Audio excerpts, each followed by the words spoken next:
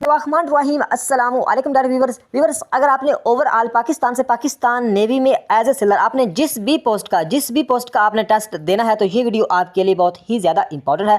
और जो बात मैं अभी करने लगा हूँ इस बात को आपने अच्छी तरह अंडरस्टैंड करना, अच्छी तरह समझना है ताकि जो आप लोगों की इंग्लिश की तैयारी है ये 100% गारंटी के साथ हो सके।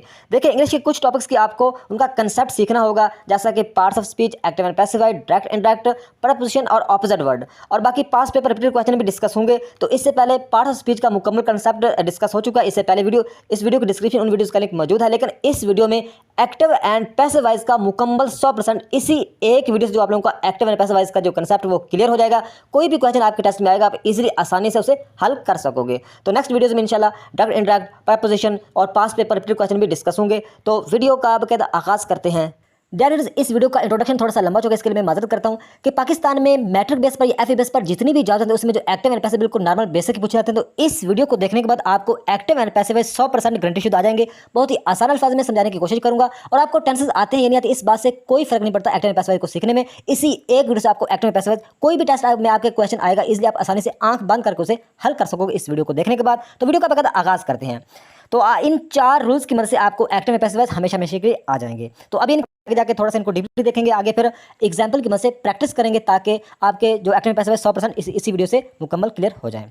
तो नंबर 1 पे क्या है, ऑब्जेक्ट को सब्जेक्ट में चेंज करना है। ऑब्जेक्ट क्या होता है, सब्जेक्ट क्या होता है, आगे जाके हम देखेंगे।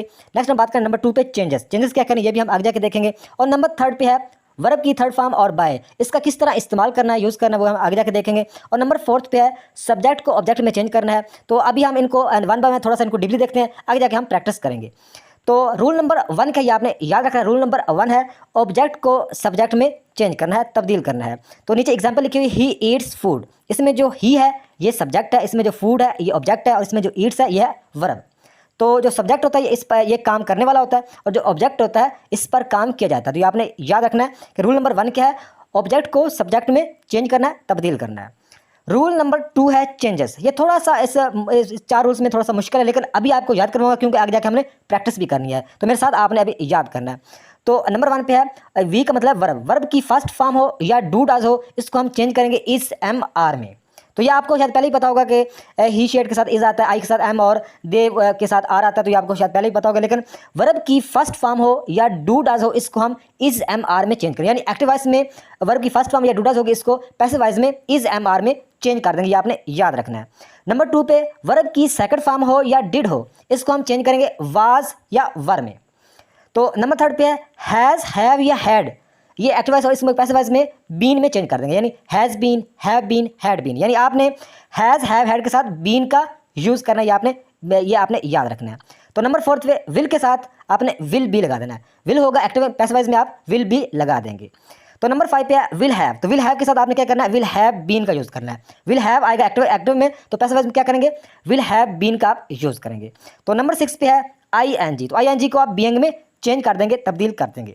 तो आपने याद रखना है कि is am are was were ये चेंज है, यानी एक्टिव वॉइस में भी सेम होंगे और पैसिव वॉइस में सेम, ये चेंज नहीं होते, ये आपने याद रखना है। तो मेरे साथ एक दफ़ा और रिपीट करें ताकि आपको सही तरह आ जाए आगे जाके, क्योंकि हमने प्रैक्टिस भी करनी है। तो नंबर 1 पे क्या है, वर्ब की फर्स्ट फॉर्म हो या डू डज हो, इसको हम चेंज करेंगे इज एम आर में। नंबर 2 पे क्या है, वर्ब की सेकंड फॉर्म हो या डिड हो, इसको हम चेंज करेंगे वाज वर में। नंबर 3 पे हैज़, हैव और हैड के साथ आप बीन यूज़ कर देंगे, यानी has been, have been, had been. Number 4 पे विल के साथ आपने विल बी का यूज़ करना है। तो नंबर 5 पे है विल हैव के साथ आपने विल हैव बीन का यूज़ करना है। और नंबर 6 पे आई एन जी के साथ आपने बीइंग का यूज़ करना है। तो इसमें is am are was were change नहीं होते, एक्टिव एंड पैसिव वॉइस में सेम ही आएंगे, तो ये आपने याद रखना है। तो रूल नंबर 3 है वर्ब की थर्ड फॉर्म। हाँ, आपने एक्टिव वॉइस को पैसिव वॉइस में तब्दील करते वक्त ये याद रखना है कि हमेशा वर्ब की थर्ड फॉर्म यूज़ होगी और साथ हमेशा बाय का भी आपने यूज़ करना होता है। तो एग्जाम्पल लिखी हुई है वर्ब की, इसमें वर्ब की 3 फॉर्म होती हैं, क्या गो, वेंट, गान। तो गो इसकी फर्स्ट फॉर्म है, वेंट इसकी सेकंड फॉर्म है और गान इसकी थर्ड फॉर्म है। तो आप हमेशा वर्ब की थर्ड फॉर्म ही यूज़ करेंगे, ये आपने याद रखना है। नीचे एग्जाम्पल नंबर 2 है हेल्प, हेल्प्ड, हेल्प्ड। तो इसमें जो थर्ड फॉर्म है हेल्प, ये आप यूज़ करेंगे एक्टिव वॉइस को पैसिव वॉइस में तब्दील करते वक्त। तो वर्ब की थर्ड फॉर्म यूज़ करनी है और आपने हमेशा बाय का साथ यूज़ करना, ये आपने याद रखना है। तो रूल नंबर 4 है सब्जेक्ट को आपने ऑब्जेक्ट में चेंज करना है। तो आपको पहले बता चुका हूँ कि इसमें जो ही इसमें सब्जेक्ट है और इसमें जो एप्पल है ये ऑब्जेक्ट है और इसमें जो ईट्स है ये वर्ब है। अब हम प्रैक्टिस करते हैं उससे पहले आप लोगों को ये भी पता होना चाहिए कि अगर एक्टिव वाइज फिक्रे में ही आता है तो उसको हम पैसिव वाइज में हिम में कन्वर्ट करेंगे, शी को हम हर में कन्वर्ट करेंगे, दे को हम them में कन्वर्ट करेंगे, वही को हम अस में, यू को हम यू में कन्वर्ट करेंगे, आई को हम मी में कन्वर्ट करेंगे। आपने याद रखना है। तो ये एक सेंटेंस, ये जुमला है, she has written a novel. तो ये एक्टिव वाइज फिक्र, इसको पैसिव वाइज में हम उन 4 रूल्स की मदद से करेंगे जो हम पहले पढ़ चुके हैं।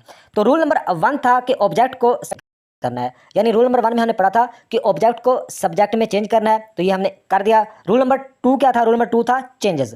तो चेंजेस क्या थी कि अगर हैज़ हैव हैड के साथ बीन का हमने पीछे पढ़ चुके हैं कि हैज़ होगा, हैव होगा, उसके साथ बीन का यूज़ करना है। तो हैज़ है, इसमें साथ क्या आ जाएगा? इसमें साथ बीन का इजाफा हो जाएगा।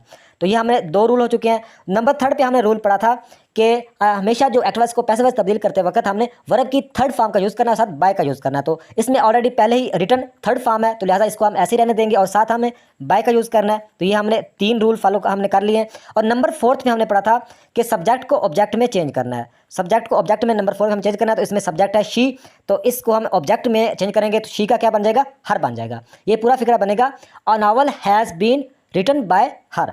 तो आगे जाके देखते हैं, a novel has been written by her. उम्मीद है कि आप लोगों को समझ आ रही होगी। नेक्स्ट एक और एग्जांपल देखते हैं कि दे विल प्ले फुटबॉल।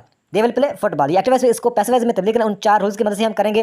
तो सबसे पहले हमने क्या पढ़ा था? सबसे पहले हमने पढ़ा था कि ऑब्जेक्ट को सब्जेक्ट में चेंज करना है, तो उसको हमने चेंज कर दिया, द फुटबॉल। नेक्स्ट हमने पढ़ा था चेंजेस। तो इस नंबर 2 पे हमने पढ़ा था चेंजेस। तो इसमें विल है, तो आपने पीछे पढ़ा था कि विल के साथ हमने बी का यूज़ करना है, विल बी। तो ये दूसरा रूल भी हमने फॉलो कर लिया। तो नंबर 3 पे हमने पढ़ा था कि हम जो एक्टिव वाइज को पैसिव बनाते वक्त वर्ब की थर्ड फॉर्म यूज़ करनी है, तो इसमें प्ले फर्स्ट फॉर्म है, लिहाजा ये प्लेड बन जाएगा। ये हमने तीसरा काम भी कर लिया, यानी प्ले का हमने क्या बना दिया? प्लेड बना दिया। ये 3 रूल हमने फॉलो कर लिए। और वर्ब की थर्ड फॉर्म के साथ हमने बाय का यूज़ करना है, तो साथ हमने बाय का यूज़ भी कर दिया। और नंबर 4 पे जो सब्जेक्ट होगा उसको हमने ऑब्जेक्ट में चेंज करना, तो सब्जेक्ट इसमें क्या है? देश में सब्जेक्ट है, तो नंबर 4 पे इसको हम ऑब्जेक्ट में चेंज कर देंगे। दे का क्या बन जाएगा? दे का them बन जाएगा। तो ये पूरा फिक्रा बनेगा, the football will be played by them। Next देखते हैं, football will be played by them। उम्मीद है कि आप लोगों को समझ आ रही होगी। नेक्स्ट एक और एग्जांपल देखते हैं, शी प्रिपेयर्ड द फूड। तो ये एक्टिव वाइज फिक्रा, इसको पैसिव वाइज में हमने तब्दील करना है। तो नंबर 1 में हमने क्या पढ़ा था कि ऑब्जेक्ट को सब्जेक्ट में चेंज करना है। तो इसमें द फूड, इसमें ऑब्जेक्ट है, तो इसको हमने नंबर 1 पे सब्जेक्ट में चेंज कर दिया। नंबर 2 पे हमने पढ़ा था कि वर्ब की सेकंड फॉर्म हो या डिड हो, उसको वाज वर्ब में हम चेंज करेंगे। आपने पढ़ा था कि वर्ब की सेकंड फॉर्म हो या डिड हो, उसको हम वाज वर्ब में चेंज करेंगे। तो इसमें परपर्ट ये सेकंड फॉर्म है, तो लिहाजा हम क्या करेंगे? इसमें वाज, क्योंकि शी ही के साथ वाज का यूज़ होता है, तो लिहाजा हमने ये दूसरा काम भी कर दिया कि यहाँ पे वाज आएगा। वाज किस तरह आएगा आप लोगों को बता चुका हूँ कि वर्ब की सेकंड फॉर्म हो या डिड हो, उसको हम वाज वर्ब में चेंज करते हैं, तो ही शी के साथ क्या आता है? वाज आता है। ये हमने 2 काम कर लिए। और नंबर 3 पे हमने पढ़ा था कि वर्ब की थर्ड फॉर्म यूज़ करनी है, तो परपेट सेकंड फॉर्म भी है और थर्ड फॉर्म भी है। परपेट जो नंबर 3 पे पढ़ा था वर्ब की थर्ड फॉर्म और बाय, तो ये परपेट सेकंड फॉर्म भी है, थर्ड फॉर्म भी है, तो लिहाजा इसको हम ऐसे रहने देंगे और साथ हमने बाय का यूज़ करना है, तो हमने बाय का यूज़ कर दिया। और नंबर 4 पे हमने पढ़ा था कि जो सब्जेक्ट को हमने ऑब्जेक्ट में चेंज करना है, तो सब्जेक्ट इसमें क्या है? शी। तो इसको नंबर 4 पे हम इसको क्या करेंगे? शी को हम हर में कन्वर्ट कर देंगे। तो पूरा फिक्रा ये क्या बनेगा? The food was prepared by her. The food was prepared by her. उम्मीद है कि आप लोगों को एक्टिव में पैसिव वॉइस बनाने आ चुके होंगे। तो कमेंट में लाजिम बताइएगा अगर आप लोगों को समझ नहीं आई। तो ये थी आज की वीडियो। नेक्स्ट वीडियो तक खुदा हाफिज।